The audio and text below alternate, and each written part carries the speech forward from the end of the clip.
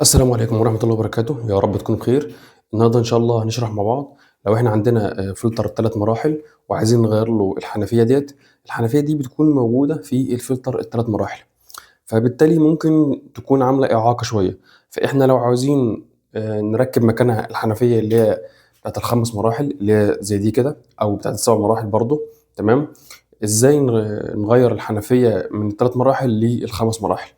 طبعًا إحنا الأول حاجة بنفُك الحنفية دي كده نطلّعها لفوق، ونبدأ نفُك الكوع الخاص بالحنفية الثلاثي، تمام، نركنهم على جنب كده، وبعد كده نيجي نجيب كوع رُبع زي ما حضراتكم شايفين كده، نجيبه من عند أي حد بتاع فلاتر أو سباك، ونبدأ نركّب الكوع ده مكان الكوع القديم، اسمه كوع رُبع، تمام. بعد ما ربطنا الكوع نجيب خرطوم اللي هو الخرطوم فلتر عادي على حسب بقى المساحة اللي حضرتك محتاجها، متر مترين، نشوف المساحة المتاحة مع حضرتك، وبعد كده نبدأ نركب الخرطوم ده في الكوع. ربطنا كويس ونيجي هنا الخرطوم ده طبعا ده اسمه بريكت أو حامل حنفية.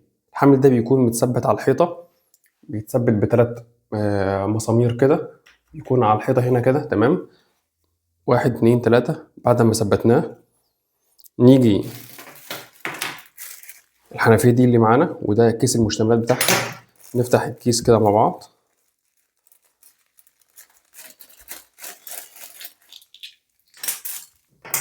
الحنفية أول حاجة كده، وبعد كده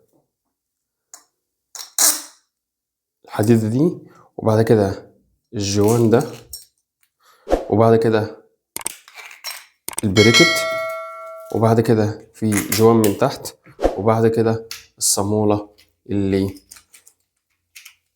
بتمسك من تحت زي ما حضراتكم شايفين كده،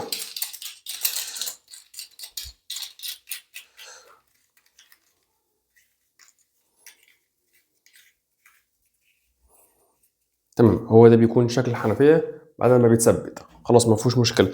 بعد كده نجيب الخرطوم وبيكون فيه صامولة كده نركبها في الخرطوم من تحت. أهم حاجة دي بالذات بيكون فيه زي نظام وردة كده بلاستيك، دي يا ريت ناخد بالنا منها علشان ما تقعش مننا. نركبها كده تمام، ونيجي نركبها في الحنفية من تحت. خلاص ده بقى شكل الحنفية معانا، دي بتكون متركبة في الحيط، وده شكل الحنفية معانا كده. نفتح ونقفل منها.